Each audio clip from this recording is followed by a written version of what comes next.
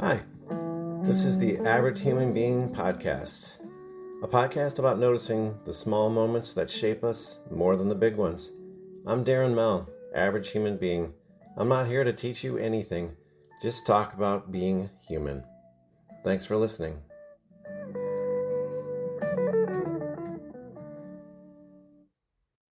Hello, and welcome back to another episode of the Average Human Being podcast. I'm your host, Darren Mell.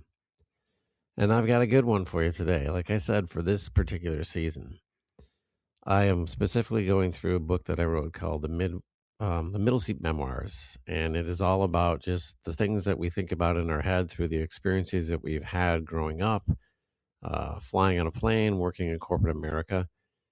And quite frankly, it's hilarious.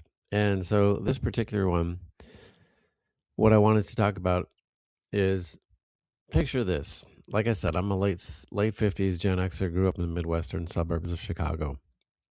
And think of this. Think about sunscreen. Before sunscreen had numbers, before minivans had DVD players, before parents Googled UV index like it was a medical emergency, there was the family station wagon. And if you grew up in the Midwest in the 70s and 80s, spring break meant one thing. Pile the entire family into the wood-paneled station wagon, drive about 1,200 miles, and roast yourselves like rotisserie chickens somewhere in Florida. No sunscreen, no shade, just Hawaiian tropic tanning oil and a reckless belief that sunburn eventually becomes a tan. And today's story is about those trips. The kind where vacation souvenir wasn't a t-shirt. It was a second-degree sunburn and peeling skin for about 3 weeks. And this is a chapter I'm going to read.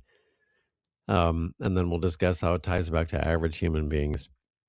And it's entitled Sunburns, Station Wagons, and How Midwestern Families Made Suffering the Ultimate Souvenir. So let me take you back to the driveway, probably mine, back in the Midwestern suburbs of Chicago for spring break around 1978. And think of it this way. Your internal monologue is basically this. Everyone's loading into the family station wagon. We're going Florida. It's a tradition. It's a manifest destiny.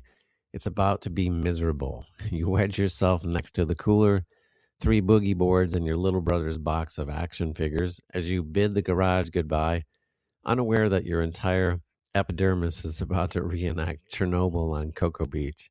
But you're ready. You have shorts, a t-shirt, and zero sunscreen, of course, because it's just for that first hour. What could go wrong? Act 1 is the Great Midwest Migration. The rules are simple. The wagon never stops unless the gas light comes on or someone is about to lose it after too much tang. Vacation meals are roadside burgers, travel candy, and the occasional bag of pork rinds. Once you hit Florida, SPF is discussed and decisively ignored. We didn't drive 1,200 miles to sit in the shade. You hit the sand, blindingly white. Midwest chromosomal memory tells you to roast. Out comes the Hawaiian tropic tanning oil, SPF of about 1 or 2, and then a reckless disregard for the sun's neutron bomb level rays. And then the next act is the Red Badge of Courage Family Edition. The first afternoon, you toast like rotisserie chickens. Dad falls asleep on a straw mat, half draped in a towel that protects only his shins. Mom just sits out with her magazine and promptly gets raccoon eyes from her oversized sunglasses. By sunset, the clan looks like a batch of overcooked lobsters. Crowning achievement. Your brother, who is a polka dot sunburned because he fell asleep with Cheez-It crackers all over his chest. The motel room ritual begins. The endless applications of green aloe gel, cold but completely ineffective. Desperate dabbing with white towels or wet towels. The sweet, sticky burn of Solarcaine spray echoing through the air like a citrus-scented fire alarm. Your parents tell you you're fine, it'll turn into a tan. Meanwhile, they're peeling like wallpaper removal projects gone sideways. And then the third act is the ultimate badge of summer. After a week, scarlet turns to mahogany, skin flakes everywhere like Parmesan on spaghetti, and you learn to sleep standing up to minimize sheet contact. Then the drive back, the epic reverse migration. Everyone's covered in after-sun ointments, towels draped over the seatbelts so that they don't graze the raw shoulders. and windows cracked because the combined scent of burnt cream and Slim Jims could drown a rhino.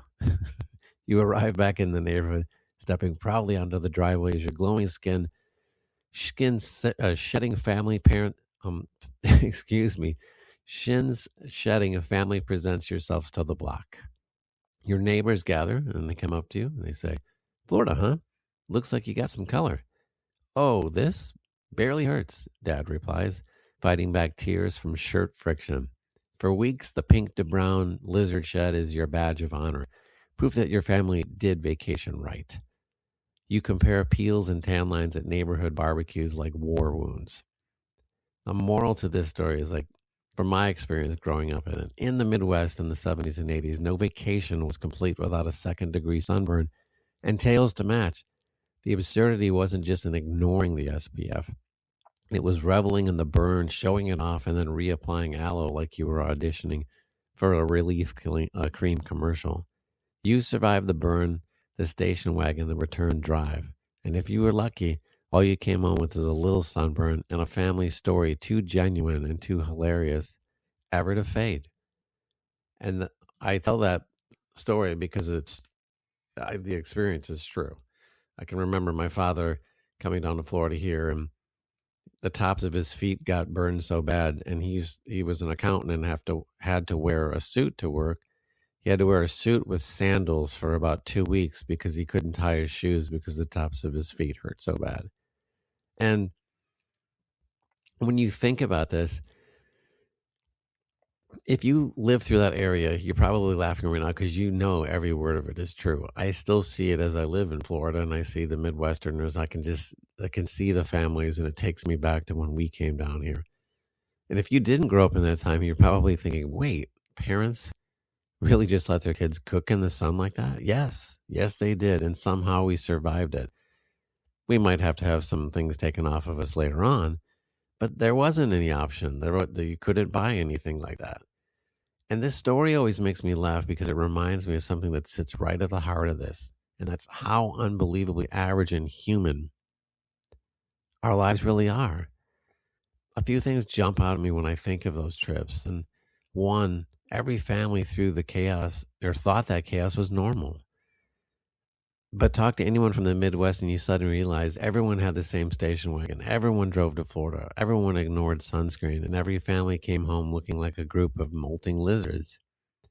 And two, the suffering was part of the story. No one said, wow, that vacation was relaxing. It was sunburns, car fights, sticky seats, and 18 hours in the back facing the wrong direction. But those uncomfortable moments somehow became the stories we still laugh about 40 years later. And three, families bonded through those ridiculous shared experiences. There's something about shared suffering that bonds people. When you all have spent a week peeling the skin and sleeping without touching the sheets, you build a memory that's probably going to stick.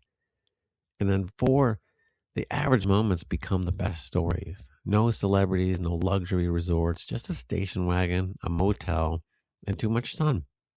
And yet those are the stories we remember because the average human experience, family, travel, mistakes, laughter, is actually where the best stories live. And here's the funny part. Your parents weren't trying to create a memory. They were just trying to survive the drive, the kids, and the vacation budget. But decades later, those imperfect moments became the stories that define our childhoods. So if you grew up in that era and came home from vacation looking like a shedding reptile, like I know I did before, congratulations. You didn't just get a sunburn, you got a story. And those stories, ridiculous, uncomfortable, hilarious ones, are exactly what makes us average and beautifully human. So thanks for listening. This is Darren Mell again, and the Average Human Being podcast. And this podcast is about real life, the small moments and the stories that remind us that we're all just figuring out together. And if this story reminds you of a family trip or a sunburn or a station wagon memory, share this episode with someone who lived it with you, because chances are they're still peeling the skin off. Thanks for listening. This has been the Average Human Being podcast with Darren Mell. Thanks for listening.